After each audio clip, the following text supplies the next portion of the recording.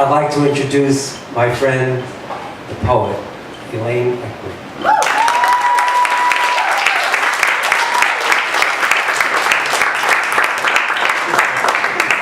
Thank you so much, David.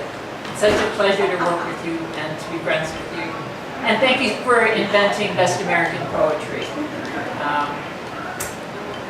I especially like Best American Poetry because not only does it showcase poems and poets, but it also kind of raises, it like puts a spotlight on this whole landscape of literary magazines. And I think that's really important that it does that, so thank you. So I'm going to read, by special request, A Date with Robrier. That was the first poem I got in Best American Poems. I don't think many people talk about Elaine Robrier that much anymore. He was a French avant-garde novelist in the 60s. He was the inventor of something called the New Novel. And he had a peculiar style that was very repetitive. The same scene would keep happening over and over and over again in his novels with just very slight variations. So I thought, if I were going to go on a date with Elaine Robrier, what would be a good form? I bet a pantoum would be a good way to talk about it, since it's a very repetitive form, and you keep taking lines from one stanza and putting them into the next. So this is A Date with Robrier. What I remember didn't happen. Birds stuttering. Torches huddled together. The cafe empty, with no place to sit. Birds stuttering on our ride in the country. The cafe empty, with no place to sit. Your hair was like a doll's. On our ride in the country, it was winter. Your hair was like a doll's, and when we met, it was as children. It was winter when it rained, and when we met, it was as children. You, for example, made a lovely girl. When it rained, the sky turned the color of Pernod.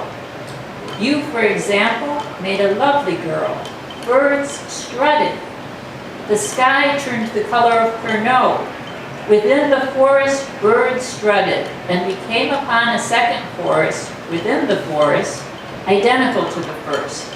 And we came upon a second forest where I was alone, identical to the first, only smaller and without music, where I was alone, where I alone could tell the story.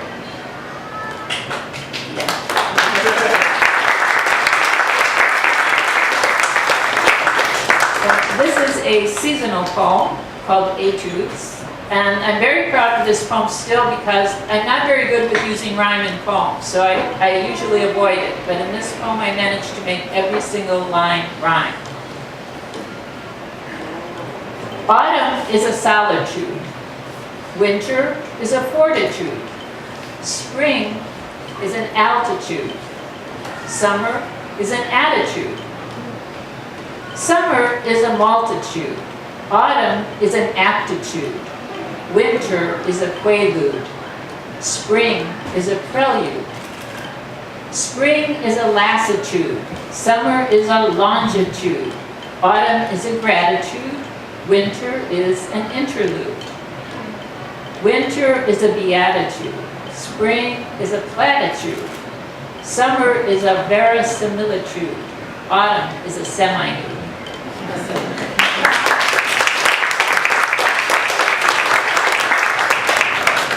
Thank you. This is the last poem. It's called What Is It About Hands? And it was inspired by, I was reading a photography book, and the guy was saying if you want to take better photos, maybe you should pay more attention to what the hands are doing in the pictures. So I thought, oh, that's really interesting advice. What would happen if I wrote a poem following that? So this was the result. It's in two parts. What is it about hands? 1. I never think of them. They do their work automatically. Mine are small and childish, almost paws. I'm not good with them. Once when I was young, my mother burst out laughing as she watched me try to sew a hem. 2. Wait, now it comes back to me, my obsession with hands. Not real ones, but the hands of statues and mannequins with their perfect fingers and polished nails. They seem to reach out, a spare pair from another world, offering metaphysical assistance. I bought one from a street vendor who had a whole array of artificial limbs spread out on a blanket. How I loved that hand, would hold it shyly when alone, and kept it on my coffee table to add a surreal touch. But some girls I worked with came over for drinks and stole it. I remember calling them and feeling rather silly, saying, "I know you've got my hand, and I want it back." Them giggling, then finally acquiescing.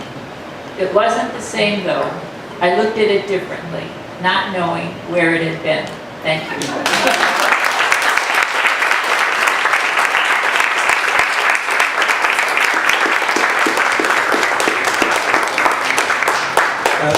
If we have time for one short poem, I'd like to read it. This is called Crazy Jane Pops Off. Crazy Jane is a character in William Butler Yeats's late poems.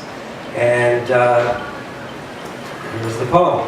"There's more to crime than organized cock," said the actress to the priest. "Steep are the slopes and hard the rock, for the greatest no less than the least.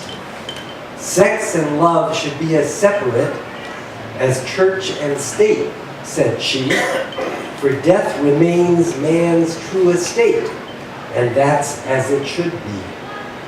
You sent your rays into my cell," said the mistress to the sun. "You lit the fags I smoked in hell when I died, which wasn't fun. I walked past someone I used to fuck who made me give him head. Is this the cock I used to suck? Life's a hotel, we keep changing beds.